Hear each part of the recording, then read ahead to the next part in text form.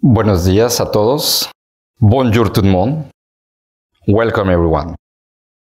Merci beaucoup d'être ici dans cette conférence dans laquelle nous parlerons de stimuler la sécurité dans l'infrastructure digitale aujourd'hui.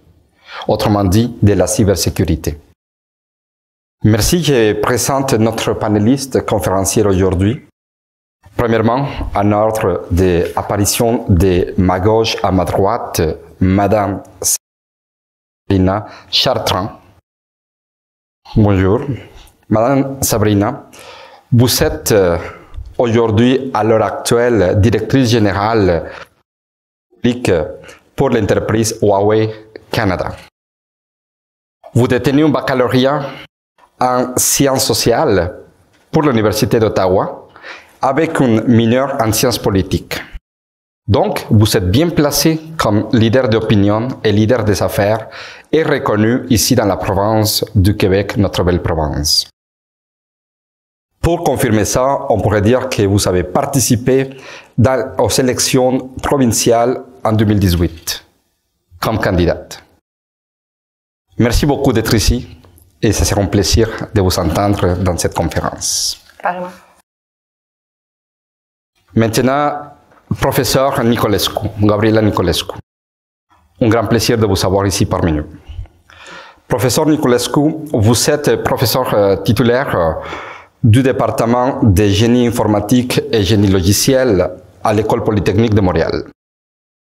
Vous avez fait votre thèse de doctorat avec une grande mention honorifique, une thèse qui a porté sur la microélectronique à la Polytechnique, à l'Institut national polytechnique de Grenoble. J'espère pas me tromper. Votre domaine d'expertise, la conception des systèmes d'information, les systèmes réseaux multimédia, les systèmes intégrés à très grande échelle et bien sûr la cybersécurité. Par rapport à ce sujet, vous participez très activement dans différents board directors ici à Montréal. Vous êtes très impliqué dans les grappes industrielles, donc vous accompagnez des entreprises et bien sûr, vous avez un intérêt de publication, de recherche au niveau de ce sujet. Merci beaucoup, on vous souhaite la bienvenue. Maintenant, c'est le tour de parler de M. Win Donghong. Bonjour, merci d'être ici avec nous. Monsieur Hong, vous travaillez comme associé au cabinet conseil Roland Berger ici à Montréal. Vous êtes un expert en matière d'accompagnement des décisions en investissement technologique et surtout en matière de sécurisation des infrastructures numériques. Vous êtes titulaire d'une maîtrise en génie électronique à Grande-Belgique et d'une maîtrise en administration des affaires à l'Université de la Colombie-Britannique au Canada. Chez Roland Berger, vous êtes responsable de la pratique nord-américaine des télécommunications, des médias et des technologies. En plus de s'en occuper de la gestion et le développement de la clientèle du secteur public au Canada. Donc, mes panélistes, merci beaucoup et rentrons dans le vif du sujet directement, la cybersécurité. Première question, définissons la cybersécurité. De quoi parlons-nous exactement? C'est un sujet qui nous occupe, qu'on écoute dans l'actualité. Hier, j'ai consulté à nouveau les statistiques et si toutes les informations que j'ai sorties. On est arrivé à environ à 4,7 milliards d'habitants dans l'échelle planétaire qui utilisent l'Internet. En plus, les données sont percutantes. Depuis l'arrivée de la pandémie, en 2020, à cause du télétravail, les attaques de cybersécurité se sont multipliées en frappant directement sociétés, entreprises et États. Voilà les trois grands axes qu'on va discuter par rapport à la cybersécurité aujourd'hui. Mais je reviens à la question. Que devons-nous comprendre par cybersécurité? Madame Chartrand. Parfait, merci. Je pense que vous l'avez bien ciblé ce matin. Je pense qu'avec le COVID, tout le monde qui travaille à la maison, il y avait encore de plus en plus d'enjeux de cybersécurité. Donc, c'est quoi vraiment la cybersécurité? C'est être sur notre ordinateur, puis accepter toutes les cookies pour aller à notre prochaine étape, qui est d'avoir plus d'informations. C'est un enjeu qui est très important parce que de plus en plus, on va voir des gens qui vont travailler à la maison, même si on parle du retour à la normale. Le retour à la normale, c'est quoi? On ne sait pas encore avec la 4e vague qui s'en vient actuellement. Je pense que les enjeux de sécurité vont être de plus en plus grands. Puis comment on peut s'attaquer à ça? Je pense qu'aujourd'hui, la discussion va être très importante pour justement trouver des solutions, mais aussi de voir comment on se voit dans le futur. Mais la cybersécurité prend de plus en plus de place, effectivement. Puis avec le COVID, je crois que c'est arrivé plus vite qu'on le croyait. Donc, ça va être important de s'attaquer à ça. Merci beaucoup. Professeur Nicolescu, qu'est-ce que vous pouvez nous apporter par rapport à ce que Mme Chartrand vient de nous dire? Oui, je renforce justement que c'est un grand enjeu actuellement. Actuellement, je dirais même une priorité nationale pour la plupart des pays. Qu'est-ce qu'on comprend par la cybersécurité? C'est un groupement d'éléments. Un groupement d'éléments qui sont là pour pouvoir aider à protéger, à diminuer le nombre d'attaques, les éliminer idéalement. Et c'est intéressant parce que c'est un groupement d'éléments qui sont très diversifiés. On parle des technologies, mais on ne s'arrête pas là. On parle de la législation, on va parler du facteur humain, des compétences, des expertises. Donc il y a toute une diversité et tout un domaine en soi qui est regroupé dans la cybersécurité.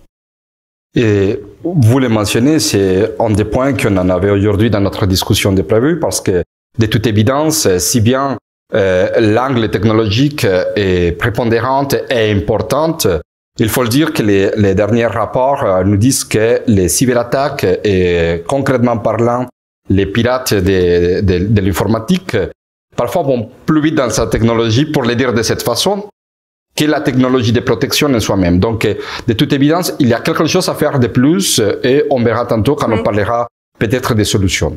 Monsieur Hond, qu'est-ce que vous pouvez nous apporter par rapport à ce que déjà dit? Je pense que la cybersecurity, en fait, c'est beaucoup plus large. En fait, c'est un outil essentiel pour sécuriser nos infrastructures essentielles. Donc, en fait, on a été, avec le Covid, on est exposé à forcer travailler chez nous. On se tient sur une infrastructure qui était mise en place pour nous permettre de travailler à distance.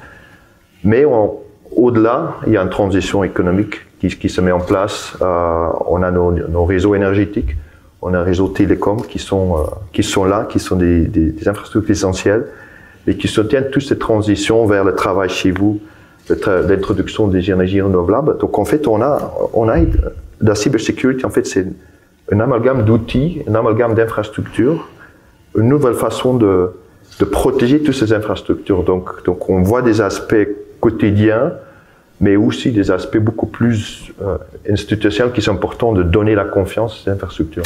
Si on veut vraiment vers une économie hybride, travailler ou travail ou chez vous, d'aller vers une économie beaucoup plus verte, on a droit de donner tout le monde la confiance d'utiliser ces infrastructures. Et pour moi, la cybersecurity, c'est vraiment tous les outils nécessaires, c'est la défense pour assurer que tout le monde puisse utiliser ces infrastructures au maximum et qu'on puisse aller vers ce but de nouvelles façons de travailler, d'opérer et de prospérer. Donc vous partagez de toute évidence un point de vue qui part de la cybersécurité d'une façon beaucoup plus large et non uniquement au niveau de la technologie, comme vient de le dire. Mais parce qu'on est déjà avec vous, on va continuer si vous le permettez. Vous évoquez quelque chose qui est fort intéressant. Vous venez de parler d'infrastructures. Les infrastructures, vous avez mentionné les réseaux, par exemple, les réseaux électriques, etc. Tout ça, de toute évidence, il y a une notion d'État qui est très forte là.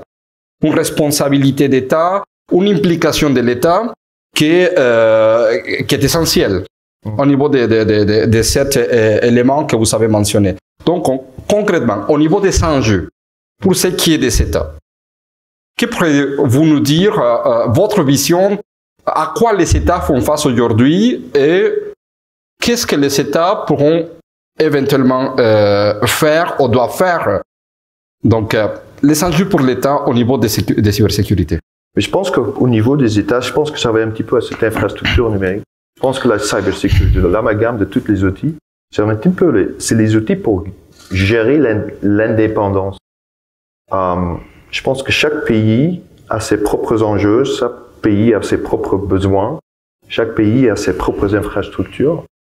Et en fait, c'est un petit peu comme les frontières à l'époque, les frontières physiques. Le cybersecurity, c'est un petit peu la même façon de gérer, que chaque acteur puisse gérer ses propres intérêts.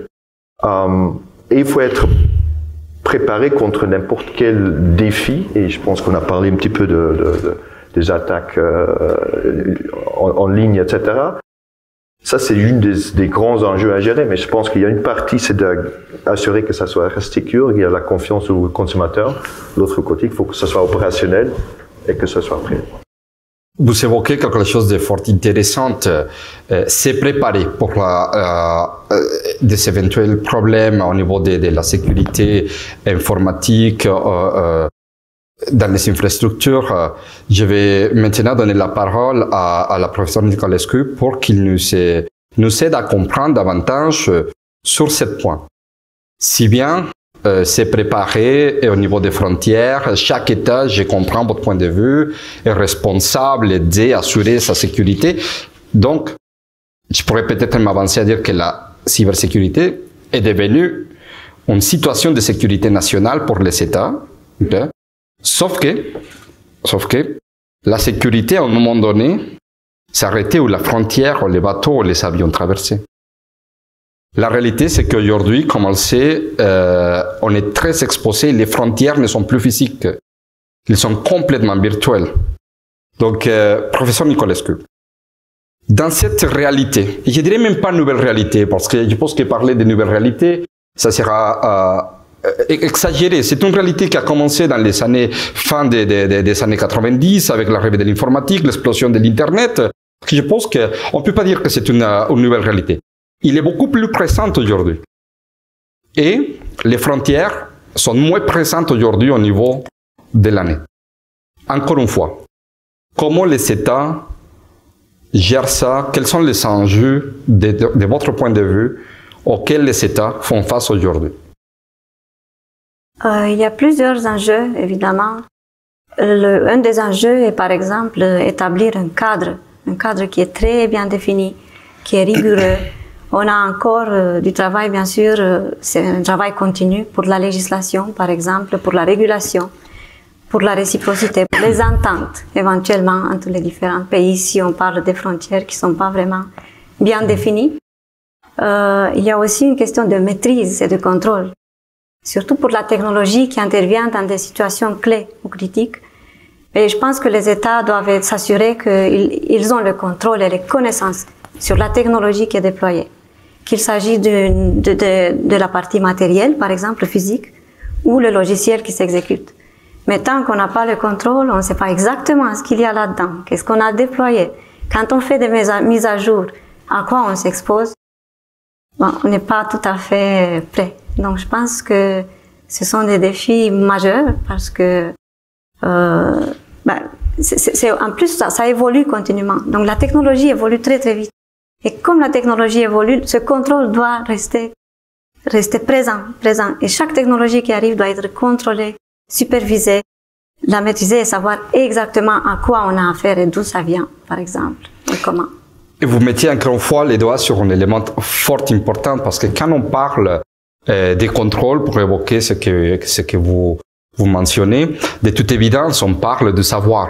Oui. Qui a le savoir? C'était mon... À la technologie, à le contrôle. Oui. Ça va? Surtout en termes de technologie. Et ça, on peut passer le cacher, les grands écarts qu'on a à l'échelle planétaire, bien sûr au niveau social, mais des distributions de la richesse, etc. Mais ça touche aussi cette savoir de la cybersécurité, oui, dans lequel, dans mon humble point de vue, et à vous de nous donner plus votre point de vue plus intéressant que le mien, bien sûr, il y a une dépendance des États qui ne détiennent pas ce savoir. Oui. Ils cachètent ce savoir, et pourtant on parle contrôle. Et je reviens encore une fois à cette analogie qu'on discute depuis le départ, une frontière physique dans laquelle, bon, la patrouille frontalière nous appartient et un certain contrôle, sont des citoyens, sont des personnes il y a toujours des espions, ça c'est notre affaire bien sûr.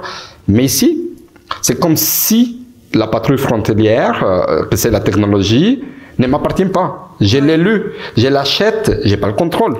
Oui, mais là, il y a la notion de chaîne d'approvisionnement qui intervient, justement. Donc, c'est toute une chaîne qui est complexe. En fait, on parle comme des nœuds. Imaginez un réseau de fournisseurs. Et c'est là qu'il faut voir qui sont les fournisseurs, comment on gère. C'est un problème de gestion assez complexe. Comment gérer cette chaîne d'approvisionnement? Comment garantir que cette chaîne d'approvisionnement est de confiance et sécuritaire? Est-ce qu'on peut le faire à 100%? Et si on ne le fait pas à 100%, comment on gère le risque résiduel? Donc c'est un problème technologique, mais à la fois il y a un problème de gestion, de compétences, effectivement. Et un autre enjeu, c'est effectivement les talents. Former les experts qui vont aider tout simplement à mettre en place ces éventuelles solutions. Merci beaucoup, professeur Nicolescu. Madame Chartrand, de votre point de vue, très axé dans les affaires publiques, okay? Et on commencera peut-être à aller sur un angle beaucoup plus sociétal, si vous me permettez. Okay? Est-ce que la société et les États ont pleine confiance dans les entreprises, de votre point de vue, qui sont dans ce monde de la télécommunication, dans ce monde de l'information? Sinon, qu'est-ce qu'il nous manque? Je pense que qu'est-ce que le professeur Nicolescu racontait plus tôt, c'est qu'on doit avoir un cadre défini. Donc, je crois qu'actuellement, à cause que la technologie a tellement avancé rapidement, la sécurité nous est arrivée super rapidement aussi, donc on a comme le vent dans la figure, si je peux me permettre. Donc, le cadre qui est défini n'a pas été nécessairement défini, puis il n'est pas arrivé en même temps que toute la technologie, la 4G, la 5G, actuellement Huawei, Canada, on est en train de travailler avec la 6G. Qu'est-ce qui va arriver ensuite? Donc, je pense que en premier lieu, ça commence avec le gouvernement qui doit faire des lois claires et définies. Puis, nous, on est vraiment pour ça. En fait, le 13 janvier dernier, on a déposé un mémoire au comité hindou, au comité sciences et industries du Canada, pour justement promouvoir le gouvernement du Canada, faire des recommandations à cet effet-là pour avoir des règles plus strictes sur toutes les compagnies, pas seulement Huawei, avec un réseau 5G, avec le prochain réseau qui va arriver pour s'assurer que, justement, les informations, vos informations, les informations de tous les gens ici aujourd'hui soient bien sécurisées. Parce que qu'est-ce qui va arriver? Qu'est-ce qui me fait pas dire que mes informations à moi vont pas se retrouver à quelque part d'autre? Je suis pas assez intéressante ou importante encore à ce niveau-là, je pense pas, mais qu'est-ce que je veux dire, c'est que c'est important, puis c'est important que ça commence d'en haut, mais pour que tout le monde ait des règles strictes et nécessaires, puis que ça soit pas nécessairement juste visé envers une compagnie, mais que ça soit tout le monde. Puis je pense que tout le monde est supposé de vouloir faire ça pour s'assurer que justement, qu'est-ce que l'autre compagnie fait? Ça veut pas dire qu'une compagnie est parfaite, mais s'assurer que tout le monde suit ce cadre strict, je pense que ça va nous emmener à l'autre niveau,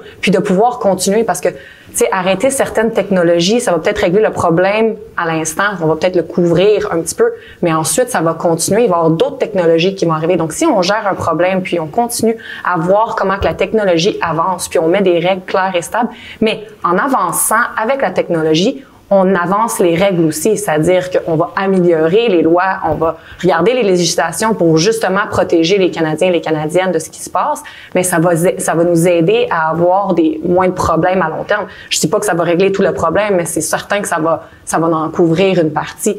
Puis pour qu'est-ce qui est des informations entre les États, mais c'est certain que si on a beaucoup de talent, comme que le professeur disait tout à l'heure, mais si on peut avoir beaucoup de talent, puis attirer beaucoup de talent au Canada, justement, on va avoir des talents qui vont nous aider à combattre la cybersécurité et empêcher justement qu'il y ait des fuites à travers d'autres États, puis qu'on se fasse voler nos informations. On veut que les informations restent au Canada, on veut que les talents restent au Canada.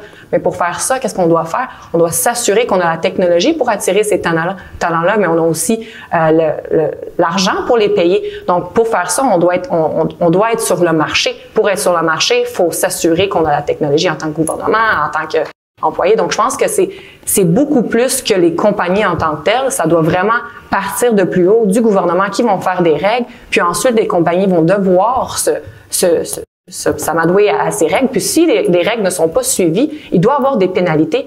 Puis, dans le fond, il y a aussi l'Université de Toronto qui a écrit un mémoire à cet effet-là, disant que toutes les compagnies devraient faire des tests au niveau de la 5G Actuellement, il y a des compagnies qui ont déployé la 5G. Puis, c'est important que, justement, qu'il y ait des tests à cet effet-là parce qu'on ne sait pas qu'est-ce qui se passe. Donc, n'importe quelle compagnie, peu importe où est le pays d'origine ou peu importe où est-ce que la compagnie vient, qu'elle est canadienne ou pas, c'est important de faire des tests pour s'assurer que nos informations restent sécuritaires puis qu'ils ne sont pas envoyées, peu importe, partout dans le monde. Donc, je pense que vraiment, ça part beaucoup de plus loin, mais à la base, c'est le gouvernement qui doit instaurer des règles, puis les compagnies doivent les suivre. Si les compagnies ne les suivent pas, ils peuvent quitter le Canada. Vous évoquez, et notre panéliste, vous avez évoqué un point fort important. On a une coïncidence, un point en commun en disant, premièrement, la cybersécurité, ce n'est pas une affaire de technologie. Donc, c'est quelque chose qu'on doit commencer à marteler, à comprendre de façon beaucoup plus précise. La technologie va continuer à avancer, et autant des côtés protection que des côtés non sécuritaires, elle va continuer à avancer. Et il va nous dépasser. Ça, c'est normal, elle va continuer à nous dépasser. Donc là, on a un point de coïncidence. Deuxième point de coïncidence jusqu'à date, c'est une affaire de sécurité, une affaire d'État. Cela veut dire que dans les parlements, dans les congrès de chaque nation, les thèmes de cybersécurité doivent avoir aujourd'hui une place dans l'agenda. Est-ce que c'est ça que j'entends? Est-ce que c'est ça que je comprends? Je pense que ça devrait être un enjeu prioritaire. Parce que justement, ça peut devenir dangereux, pas parce qu'on le voit pas, que ça veut dire qu'il n'y a pas de malfaits qui se fait en arrière de la scène, qu'il n'y a pas de backdoors qui sont nécessairement faites. Il faut s'assurer qu'il y ait des lois strictes et claires à cet effet-là. Et je vais rebondir là-dessus, si vous le me permettez, et peut-être compléter un petit peu. J'irais bien avec votre participation, Mme Chanfran. Vous avez mentionné quelque chose qui a attiré beaucoup mon attention. Je suis pas encore si importante, vous avez dit. Je pense pas, non. Je pense que vous êtes comme plusieurs citoyens, et c'est là que je souhaite aller. La réalité, c'est que quand on entend les nouvelles, cette manque de cadre législatif, cette manque d'encadrement, si vous le me permettez, pour les entreprises, les États, se reflète finalement dans le citoyen. Okay? Donc, le citoyen est important. Et finalement, c'est les citoyens qui suivent d'une certaine façon les conséquences, pas uniquement les États. Bien sûr, on pourrait évoquer les dernières élections, tous les scandales qu'on a écoutés dans les élections américaines, l'intrusion, ou supposément une intrusion, on ne peut pas forcément nous affirmer, mais ce qu'on a entendu dans l'actualité, une intrusion des États, par exemple. Mais on pourrait évoquer au niveau des entreprises la situation qu'on a vécue ici concrètement avec les institutions financières qui n'échappent pas à la situation. Mais les simples citoyens aussi se voient voler son identité. Et on entend toutes les cauchemars que la population vit une fois que son identité est volée. Ce n'est pas agréable que la population, ou une personne comme vous peut-être, sache d'un jour à l'autre que vous en avez par exemple une hypothèque qui ne vous appartient pas. Donc, but de même, oui, un cadre législatif qui va de haut vers le bas est nécessaire, mais est-ce qu'il y a d'autres choses à faire, peut-être au niveau sociétal? Et j'aimerais peut-être retourner dans cet ordre. Quoi de plus faire? Ce n'est pas donc juste une affaire d'État. C'est quoi? Je crois que oui, c'est aussi l'État qui doit instaurer des règles, mais je crois que c'est aussi éduquer la population. Tu sais, quand je dis je suis pas importante, mais c'est pas nécessairement ça. C'est aussi, je pense qu'on est toutes victimes de ça aujourd'hui. C'est quand on veut avoir une information, on est sur notre téléphone, puis là, ça dit acceptez-vous tous les cookies. Oui, parce que je veux avoir l'information maintenant, pas dans 5 minutes. J'ai pas envie de retourner dans mon programme sur mon téléphone pour voir plus d'informations. Je veux maintenant. Mais j'ai dit oui à quoi? Qu'est-ce que j'ai donné comme information? Ça, c'est un problème. Mais toute la population est victime de l'avoir fait, même s'ils le font plus, ils l'ont déjà fait au moins une fois. Où mes informations se sont propagées, je sais pas. Mais ça, c'est quelque chose que la population doit être vraiment éduquée à long terme, puis de savoir qu'est-ce qu'on fait avec ces cookies-là, quel accès qu'on donne de nos informations personnelles à ces sites Internet-là, juste pour avoir un autre type d'information. Est-ce qu'on vient de donner, je viens de donner mon adresse, je viens de donner ma date de naissance, je viens de donner ma carte de crédit, qu'est-ce que j'ai donné? Donc, je pense que c'est vraiment de faire une campagne de sensibilisation à la base, au noyau qui est la population, puis dans le fond, en même temps de aussi avoir le gouvernement qui instaure des lois. Donc, c'est quelque chose qui vont se faire ensemble. Ça va pas être juste le gouvernement qui fait des lois, puis les compagnies qui doivent suivre les lois du gouvernement, mais c'est aussi de sensibiliser la population qui vont suivre ces lois-là, mais qui vont aussi être sensibilisés en tant que personne, en tant que citoyen, de faire beaucoup plus attention lorsqu'on partage des informations, en fait. Donc, je pense que c'est des deux côtés. Professeur Nicolescu, est-ce que vous partagez ce point de vue? Tout à fait. La sensibilisation de la société est très importante. Et on arrive finalement à dire que c'est une question de responsabilité finalement. Que chacun d'entre nous est responsable de faire sa part pour la cybersécurité. On ne peut pas tout faire, bien sûr, on peut être victime en ayant tout fait pour, mais il faut au moins sensibiliser la société, aider tout le monde à faire ce qui est nécessaire pour qu'il se sécurise ou elle se sécurise au moins du point de vue ce qui tient de la personne ou d'un membre de la société.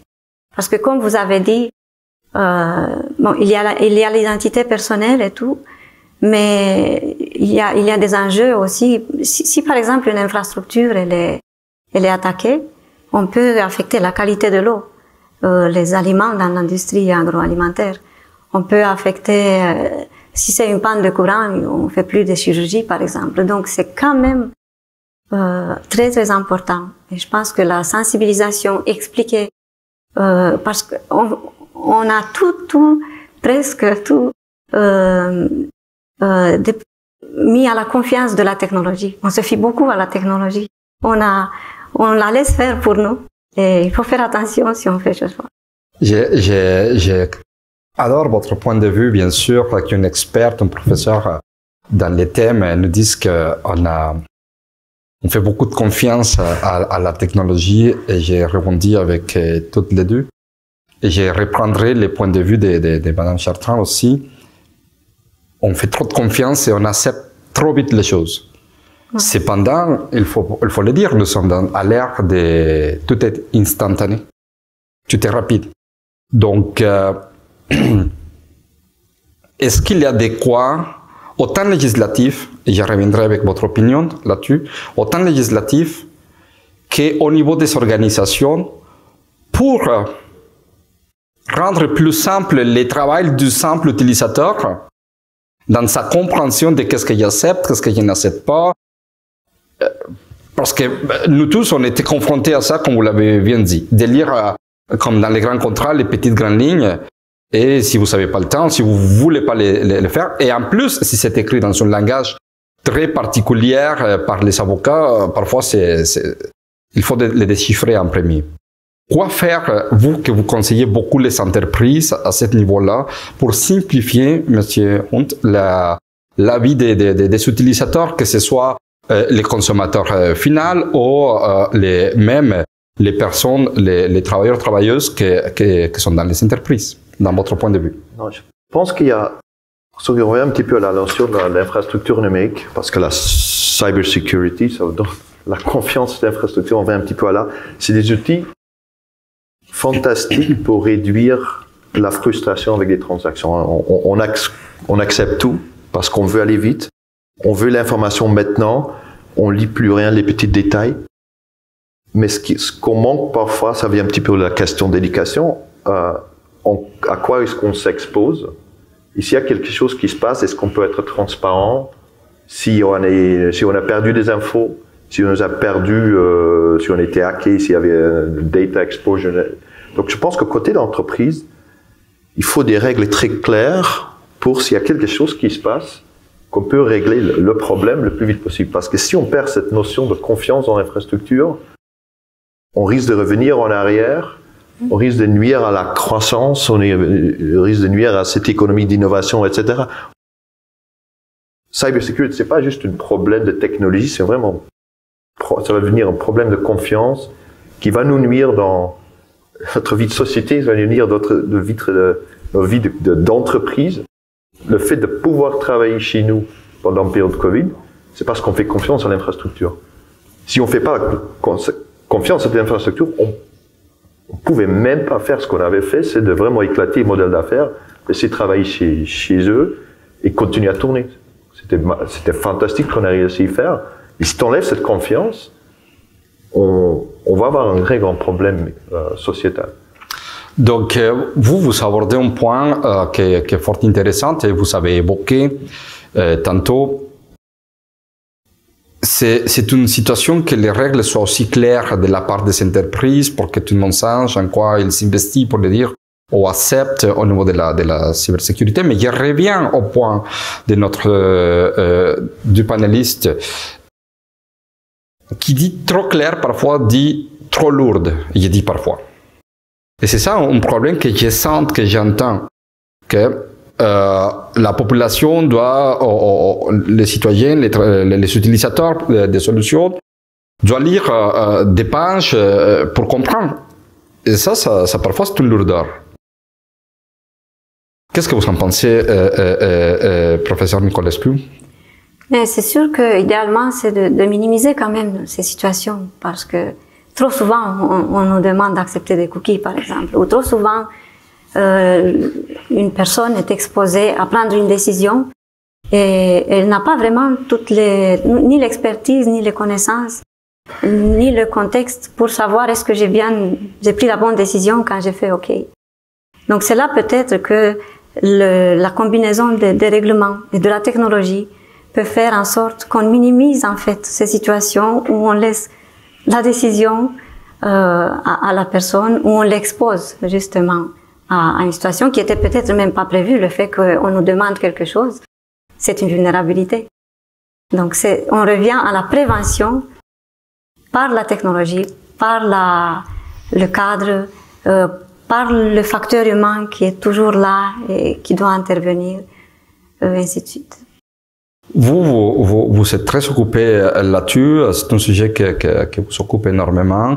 Et encore une fois, et pour passer aux questions de l'audience, j'ai l'envie de vous dire, est-ce qu'il y a quelque chose à faire au niveau de simplifier les profils de sécurité du citoyen?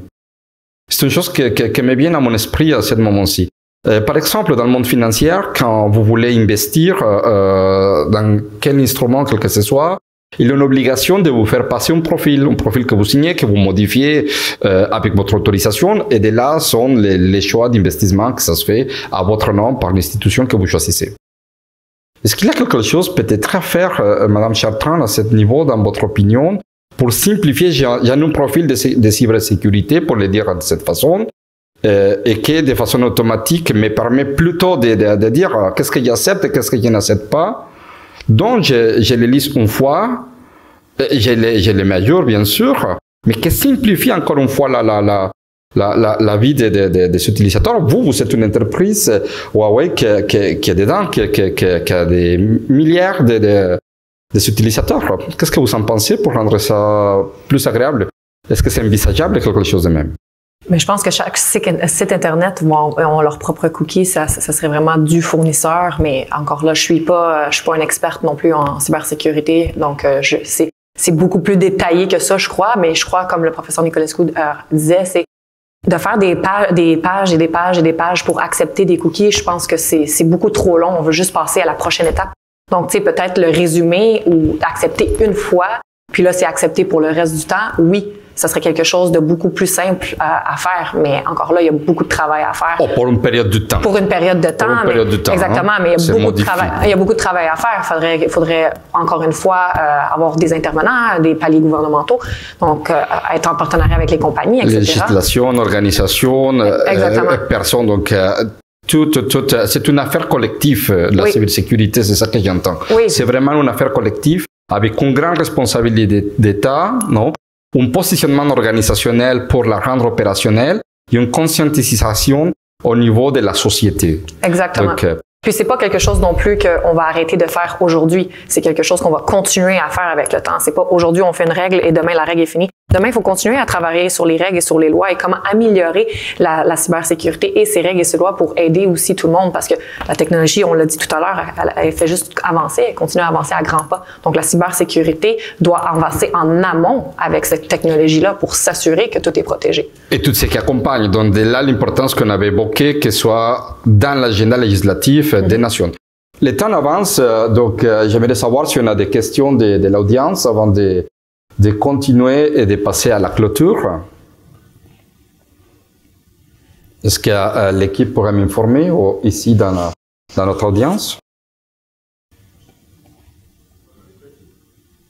Oui. C'était très intéressant. Vous avez parlé de quête d'indépendance, de protection, de cadre législatif pour maintenir la confiance du public envers ces infrastructures. Est-ce qu'à votre connaissance, il existe dans le monde des États qui ont justement des pièces de législation ou de la réglementation qui seraient relativement novatrices sur laquelle le Canada pourrait s'inspirer? Qui souhaite répondre à cette question? Peut-être, si je me permets, je pense que ce que l'Union européenne a fait, au moins sur la data privacy, et les amendes potentielles, s'il y a des fuites de données, je pense qu'assez, on peut dire lourd, mais assez instrumentel parce qu'en fait, ça a rendu très visible le défi pour les entreprises. Le grand défi pour l'entreprise, c'est que les infrastructures numériques, c'est génial pour étendre leur modèle d'affaires, mais parfois, très souvent, ils ne comprennent pas toutes les implications technologiques derrière et les responsabilités qu'ils font avec.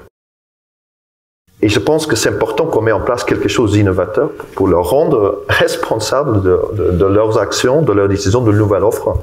Et je pense que ce que l'Union européenne a essayé de faire. Et je pense que le Canada est beaucoup plus lié avec ça que par exemple les États-Unis. Je pense que ça, c'est, à mon avis, un très bon exemple de rendre un peu les acteurs responsables de leurs décisions. Un possible modèle à suivre. Merci à vous. On a le temps pour une dernière question. Donc 80% de notre audience est en distanciel, donc c'est complètement normal. Donc si vous me permettez, en attendant que je reçois de la part de l'équipe, s'il y a des questions, on va peut-être vous donner le temps de nous donner chacun votre point de vue pour le mot de la fin. On va maintenant aller ici de ma gauche vers les droits, si vous me permettez. Donc, Monsieur Hunt, avec quoi conclure de cette panel? Pour moi, ce que je reviens un petit peu là-dessus, c'est pour les entreprises, je pense qu'il y a une lourde responsabilité. Je pense que c'est quelque chose à prendre au sérieux parce que à un certain moment, le gouvernement va rattraper les retards, ils vont mettre en place une législation. Ça peut être léger, ça peut être lourd, mais il faut toujours être un peu parano. L'infrastructure numérique, ça revient. C'est pas une question d'une seule technologie, c'est une question de plusieurs technologies. On peut pas tout comprendre. Donc en fait, c'est un petit peu comment mettre en place une infrastructure où tu assumes tous les risques. Ça revient un petit peu à la période Covid.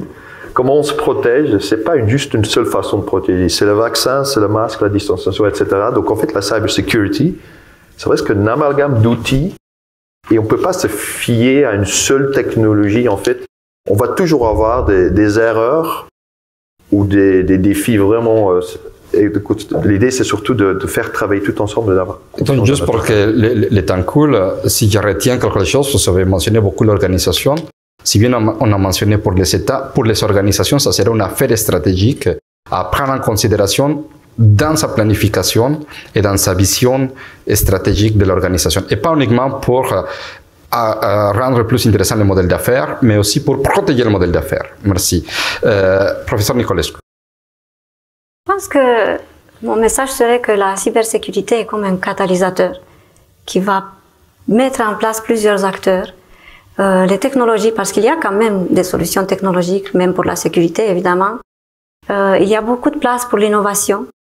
Donc, on a besoin de nouvelles startups, des jeunes qui arrivent avec des idées qui vont nous révolutionner éventuellement ou changer de paradigme. On a besoin de talents. Donc, je pense que toute cette symbiose entre l'académie, les industriels, la société qui accepte de collaborer, ferait en sorte que, comme on a fait dans les autres domaines, la cybersécurité sera aussi contrôlée et gérée. Donc, pour vous, à manière de conclusion, la cybersécurité, c'est une affaire de développement du savoir interne, autant au niveau de l'État que dans les organisations. Question d'avoir le contrôle, comme vous avez évoqué, entre guillemets, oui, une gestion qui est très bonne. Madame Chartrand. Merci. Quand vous avez parlé du modèle d'affaires, je trouve ça très intéressant. Nous, on a un parti indépendant qui teste tous nos équipements. Donc, si nos équipements n'étaient pas sécuritaires, ne seraient pas au Canada actuellement. Puis, on est pour la cybersécurité. Donc, c'est d'ailleurs pour ça qu'on a déposé notre mémoire au comité hindou le 13 janvier dernier, parce que c'est important d'avoir des lois qui sont strictes. Donc, chaque compagnie, vous l'avez mentionné plus tôt, doit faire sa part. Donc, notre part à nous, c'est d'avoir des règles strictes. Puis, on est prêt à les suivre, on est prêt à discuter. Peu importe ce qu'on doit faire pour s'assurer que tout le monde se sente en sécurité avec notre compagnie. Puis, en 12 ans qu'on est au Canada, si je peux me permettre, on a eu 0 enjeu de sécurité. Puis, on va continuer à avoir un beau projet comme ça avec le Canada. Puis, avec toutes les, dans le fond, quand elle disait les talents qu'on a au Canada, on a plus de 8 centres de recherche au Canada, donc on a beaucoup de talents. On fait beaucoup de partenariats avec les universités au Canada. Donc, on va continuer à travailler avec le gouvernement canadien en partenariat le plus longtemps possible, puis justement pour sentir que tout le monde est en sécurité. Donc, pour vous, c'est une affaire de coopération mutuelle, État, entreprise, société, mais j'entends une transparence et une responsabilité des différentes organisations pour rassurer la société. Bon, merci beaucoup. Vous avez entendu un panel très intéressant. Bien sûr que le sujet est très vaste, très large. Le temps nous a manqué. Déjà, on a dépassé. Désolé infiniment. On pourrait conclure, si vous me permettez, en disant la cybersécurité, c'est une affaire collective. Aujourd'hui, plus que jamais, c'est une affaire qui dépasse les cadres technologiques. Il va du savoir jusqu'à une responsabilité de l'État et des organisations. Merci beaucoup et à la prochaine.